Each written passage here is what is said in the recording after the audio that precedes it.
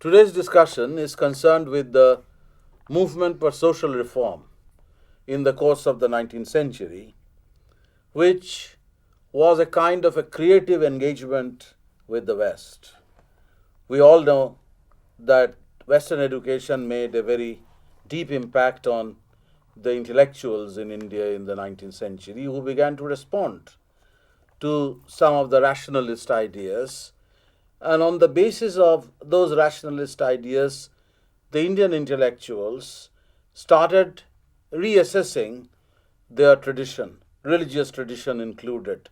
Reassessment of social practices also began to feature fairly prominently in many of these reform movements. It is not, however, expected that all the Indian intellectuals would actually follow the same line of reasoning, because the intellectual world itself was divided into reformist and orthodox sections. There were people who were grooved in traditional education, and one may actually label them as a kind of traditional intelligentsia who wanted to resist such alien influences by extolling the greatness of the ancient cultural heritage, and was also prepared to condone some of the practices which the reformers would look upon as barbaric and uncivilized. So it's a very complex history to which we actually are turning now, making an assessment of the way 19th century reformism had evolved through various kinds of opposition that also emerged from within the Indian society. But education was not the only incentive for the people to reflect on our own society or reflect on tradition. Christian proselytization also lurked in the backdrop, posing a kind of challenge both to the orthodox and the reformists. It is also important to note certain common points that emerged from the engagement of both the reformist and the orthodox sections of the intelligentsia with Christianity. It might create an impression that they were speaking the same language, but they were not. So, this is the larger context in which we are going to place one of the defining movements of the 19th century, one of the early movements which had a lasting impact on the way the modern Indian man actually began to look upon himself as the bearer of this new rationalist thought. Obviously, Brahmo movement, you are familiar with the outlines of the Brahmo movement, and the Brahmo movement ultimately didn't succeed.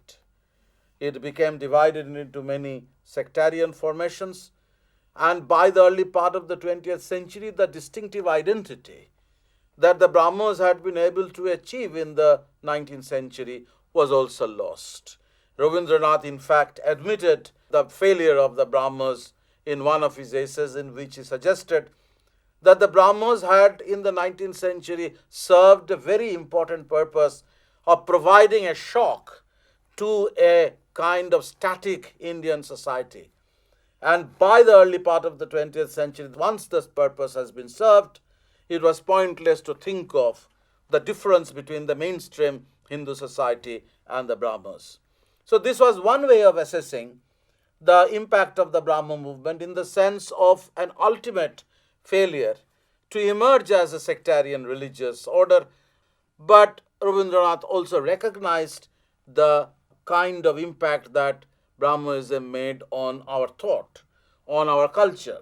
But there was another kind of assessment which comes from people like Shivnath Shastri or Bipin Chandra Pal, who were Brahmos, but who also at one point of time realized that the main impact of Brahmoism was in political culture, arguing that it was from the Brahmos emerged the idea of a free-thinking individual who would be able to absorb democratic ideas, who would be able to translate the Western ideal of free-thinking individual into Indian social or political practice. Excuse me, sir. Yes?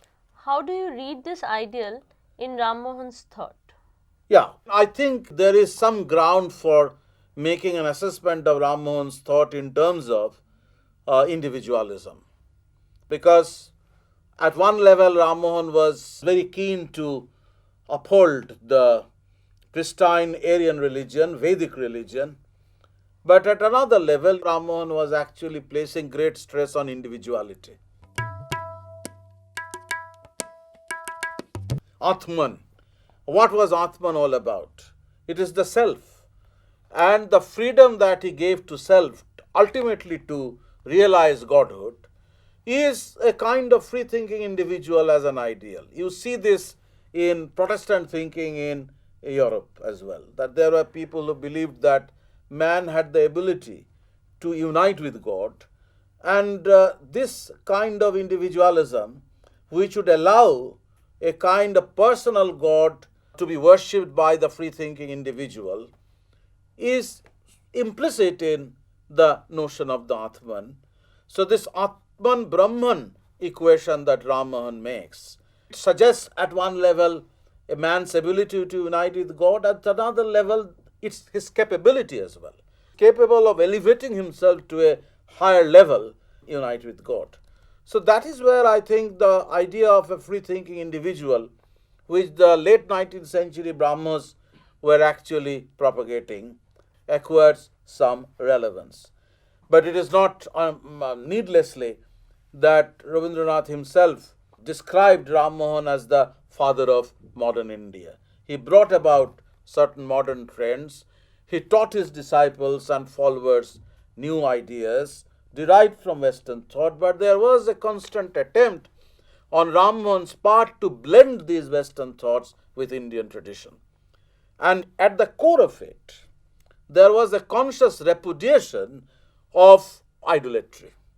And it is not simply that he derived these lessons from Western thought or from his exposure to Unitarian Christianity, about which he always had his soft feelings throughout his life, but also from within the Indian rationalist tradition, Islamic rationalist tradition.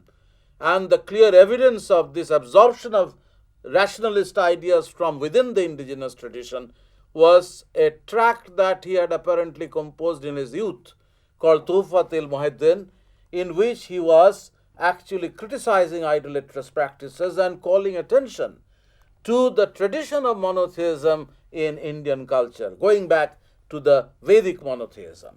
It is not strictly true, because Vedic religion also permitted worship of other gods as well. It was a polytheistic culture. But Rammohan interpreted this in the light of some Upanishads, the root of monotheism in Indian culture. And this was, as you know, to a large measure provoked by his encounter with Christianity. When Christian missionaries were actually disparaging Indian society, Indian religious practice, with very pejorative labels of a polytheistic culture, Rammohan combated these Christian missionaries by going back to this different tradition in Indian religious thought, the monotheistic tradition. So one may argue that the emphasis that he puts on the Vedas and on monotheism was a consequence of his encounter with Christianity. And the ideal of free-thinking individual, which had in its center a deep faith in rationalism, would eventually be employed to make an assessment of the social practices. Obviously, the movement against sati, the widow burning, was the most important case in point, for which Rammohan achieved great fame, but at the same time also provoked great hostility. So he was actually asking his followers to go to these ancient texts of Hindu religion, the Vedas, and to find out if many of these practices, including sati, had any legitimacy, had any scriptural foundation. So there is a deep intellectual element in it, where the assessment of a religious tradition became contingent on scriptural authority. So it was with these objectives that he not merely campaigned in favor of sati, pleaded with the government for more direct intervention in social practices, earned the hostility of the conservative people, and eventually went to England to press home the cause of reform before the Privy Council. By way of defining what was pristine Hinduism, he wished to start a movement also, for which reason he set up the Brahmo Samaj. The Brahmo Samaj was set up, as you know, in 1828 in order to start a movement against the debased practices in Hindu religion and to make people aware of Vedic Hinduism. However much it was disliked by the conservatives, who by then had organized in Hindu Dharma Sabha, Rammohan had been able to make some impression on the forward-looking intellectuals of the time.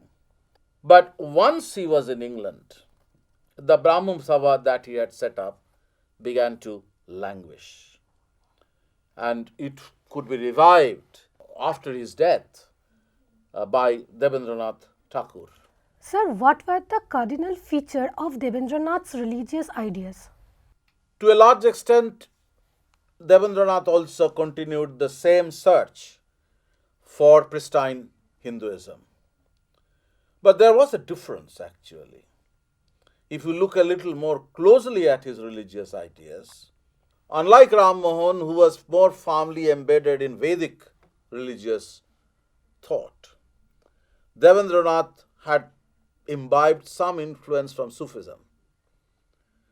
Unlike Rammohan, who would put great stress on rationalism, using reason for purposes of making an assessment of religious practice, Debendranath was willing to give some space to devotion. There was a mysticism in it. And Debendranath, inspired to some extent by this exposure to devotional ideas, would not actually make a straight equation between Atman and Brahman. He had a dualistic sense that the God is something separate, and it is important for people to strive for that superior level. Atman-Brahman relationship doesn't feature in Debendranath so strongly as it was in Rammohan. But ultimately, one has to go along with the view that both Rammohan and Debendranath, who managed to revive Brahmo Samaj, was keen to bring before public this other tradition. Debendranath also was aware of the fact that Vedic religion had polytheistic content, but one important dimension, once again, in Debendranath is this constant engagement with Christianity. We know that Debendranath had a running debate with people like Alexander Duff regarding proselytization. He was willing to engage with Christianity and combat it by going back to this source of pristine Hinduism. And it was with this objective he revived Brahmo Samaj in 1842, made an impression on the educated classes, and it was during Debendranath's time that the Brahmo movement began to spread out from Calcutta. Particularly, it became strong in eastern Bengal with the establishment of Dhaka Brahmo Samaj. So the Brahmas, by the 1850s, had begun to acquire a distinct sectarian identity as well. The Adi Brahmo Samaj, which was presided over by Debendranath and which was willing to maintain the connection with the mainstream Hindu society, ultimately became one of the many Samajas that came one after another. Debendranath's Adi Brahmo Samaj was so named once one of his followers, Ishwar Chandra Vidyasagar, actually seceded from it and established Bharatvarsha Brahmo Samaj in the 1860s, perhaps in 1866. And from then on, the Brahmo Samaj was divided into two different groups. One was the Adi Brahmo Samaj, which was following Debendranath, and the other one is Bharatvarsha Brahmo Samaj. And the main difference arose from on questions of caste, on participation of women. Bharatvarsha Brahmo Samaj wanted to adopt a more radical position. Under Keshav Sen's leadership, they formed distinct communities, propagated Brahmanism with a kind of missionary zeal. There were small groups who lived together in order to preach the greatness of the Brahmo thought and religion. And as I said, that the main issues which divided Adi Brahmo Samaj and the Bharatvarshiya Brahmo Samaj arose from certain social practices, not necessarily religious views.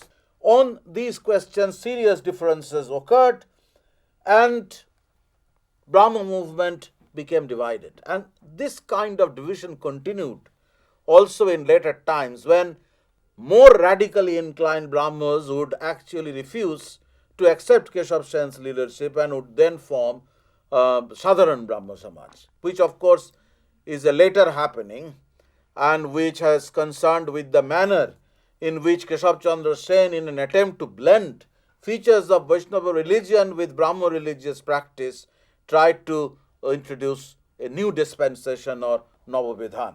But by 1870s, as I was saying, a distinct Brahmo identity began to be formed. And this has something to do with the Brahmo Marriage Act in 1872. And with Keshav Sen was associated some people like Shivnath Shastri or Vijay Krishna Goswami, who later on found Keshav Sen's leadership, as I was saying, inadequate. And this inadequacy was perceived in Keshav Sen's anxiety to build bridges with mainstream Hindu society. He became a devotee of Ramakrishna. By then, Ramakrishna had become a very well-known mystic in Calcutta, and Keshav Sen was one of his devotees. Keshav Sen allowed his daughter to be married to the Prince of Kuch Bihar, even though she was a minor. So this Kuch Bihar marriage and Keshav Sen's devotionalism and his anxiety to impose a kind of Gurubad on the Brahmas ultimately provoked a rebellion in Bharatvarshiya Brahmo Samaj and led to the establishment of Sadharan Brahmo Samaj. And it was from within the Sadharan Brahmo Samaj emerged the political doctrine more sharply than in earlier times. The political doctrine of free-thinking individual capable of contributing to democratization of society. Bipin Pal, as I was saying, was making his assessment of the Brahmo movement precisely in these ways in his autobiography, in which he said that the Sadharan Brahmo Samaj, men like Shivnath Shastri, Bipin Chandra Pal or Vijay Krishna Goswami, who had become somewhat unhappy about Keshav Sen's attitudes towards devotionalism, Keshav Sen's new approach to religion by way of participating in Kirtan, the Navavidhan that he preached, and since there were serious differences with these radical Brahmos on these issues, the further splitting of the Brahmo movement was somewhat inevitable. Once Sadharan Brahmo Samaj was founded in 1878, the leadership of the Brahmo movement actually passed into the hands of the Sadharan Brahmos. And these Sadharan Brahmos became very important in the political mobilization of early nationalism. Some historians would be inclined to argue that in early nationalist politics in Bengal, there was a distinct Brahmo group who acknowledged the leadership of men like Surendranath Banerjee, whose support base came from these Brahmas of the Sadharan Brahmo Samaj. Sir, how would you place Ishwar Chandra Vidyasagar in this whole story of reform? That is a very important question which needs to be answered. Ishwar Chandra Vidyasagar was committed to reforms, about which the Brahmins were also eloquent. Say Shivnath Shastri was as much emphatic about the need to introduce widow remarriage as Ishwar Chandra Vidyasagar was. You are all aware of the fact that in 1856 the Widow Remarriage Act was enacted, but after 1857, when the British tried to tread on a more conservative path, they were not very keen anymore to enforce this law. They wanted to soft pedal, and it was in this context that Ishwar Chandra Vidyasagar tried to mobilize opinion in favor of widow remarriage, and for the same reason he had earned the hostility of the conservative social leaders. Just in the same way, Rammohan became a major target of their wrath, Ishwar Chandra Vidyasagar also, for some such reasons, invited the hostility of the conservative sections of Calcutta society. You know that Ishwar Chandra had a very ambitious educational project which included women's education and mass education. But widow remarriage, or the campaign for widow remarriage, was certainly the main item on his agenda. But there was one important difference between the Brahmas who articulated similar ideas and Vidyasagar. The Brahmas, like Shivnath Shastri or their political counterparts in the Indian Association or even in the Congress, would actually like the state to intervene directly in social practices and religious practices in order to change the society. Ishwar Chandra Vidyasagar, on the other hand, would not actually go along with the Brahmas in creating a distinct social and religious identity of their own.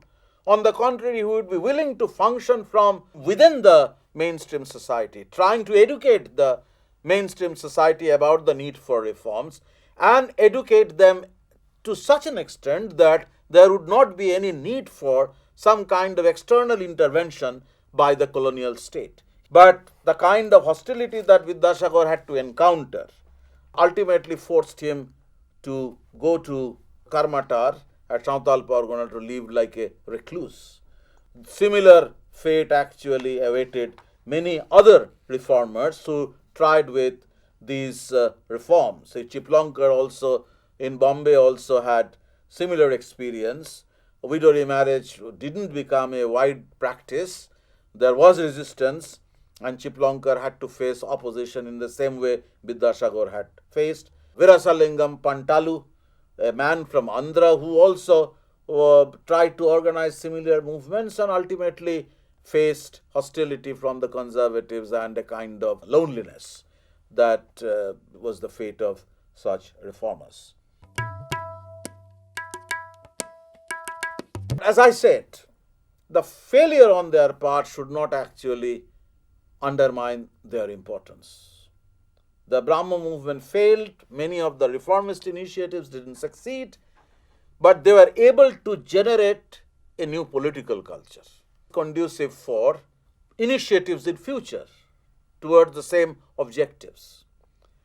The impact of the Brahmo movement can also be assessed in terms of the manner in which similar reformist initiatives were undertaken by their friends elsewhere in India, people who were impressed by the Brahmo ideology, who had personal connections with the Brahmo leadership. We can talk about Maharashtra, for example, during the 1860s. Keshav Sen, as you know, was a great organizer. He went to Bombay in 1864 and then once again in 1867, made a deep impression on the educated classes in the city. And it is in this context that one has to explain the establishment of Prarthana Samaj in Bombay, to cite one major example of similar initiatives elsewhere in this country, formed by the new intelligentsia, the educated Parsis and mainly the Saraswat and the Chitpavan Brahmins who were the early graduates of Elphinstone College. But let us actually think in terms of the way people who were friendly towards Keshav Sen were responsible for initiating a similar kind of reform movement in Bombay. It started with Paramahamsa Mandali, of course, set up by Atmaram Pandurang. It was a kind of a secret meeting in which deliberations took place about casteism, about idolatry. A link was established with the Brahmo Samaj. But Prarthana Samaj managed to retain a distinctive identity. They were not so radically inclined as the Sadharan Brahmins were. They were not very keen to alienate the mainstream society in the way the Sadharan Brahmo Samaj did, or the Brahmo movement generally made in Bengal.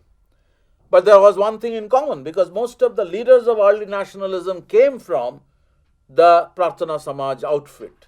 It was from within this reform movement the early nationalists had their early training. And this is epitomized by the personality of Mahadev Govind Ranade.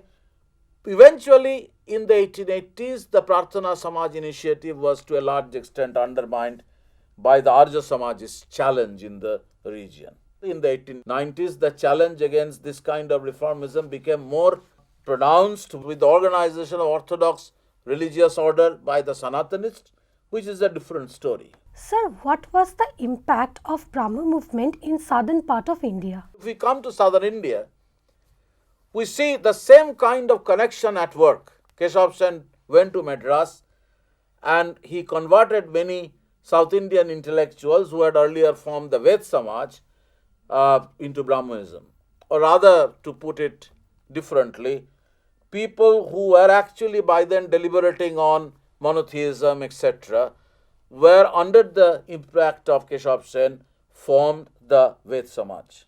The man who played a very critical role in the establishment of Veda Samaj, modelled on the Brahmo Samaj, was Sridharalu Naidu, who was in Calcutta, who was a disciple of Keshav Sen, who tried to use the Brahmo model for organizing this. Then you have the example of Virasalingam Pantalu. I was talking about Virasalingam a little while ago. We know from Bipin Pal's memoirs, Shivnath Shastri's memoirs, that at Rajamundri, both of them went to Rajamundri and Andhra. Virasalingam Pantalu had set up an organization partly inspired by the Brahmo example, which began to campaign for widow remarriage. Once again, just like Vidyasagar was unable to break through the resistance of the traditional society, Pantalu also didn't succeed.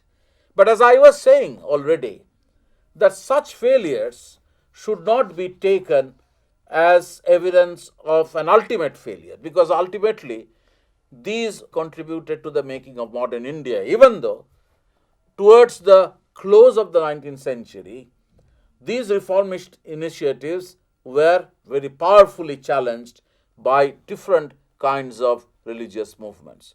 Some of these religious movements were forward-looking. Take, for example, the Vivekananda movement with the same emphasis on Vedanta. Once again, personal God, reformism, all this entire baggage came with Vivekananda.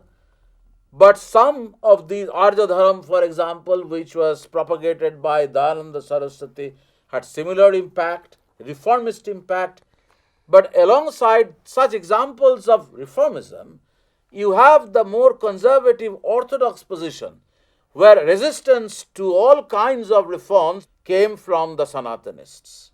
And together, these forces eventually combined in the 1890s to create the basis of militant nationalism, which is of course a different story, but one has to make an assessment of the kind of challenge that this reformism was encountering from 1880s and 1890s by way of a different kind of religious movement, inspired to some extent by reformism, but motivated at the same time by a keenness to resist reform at all cost.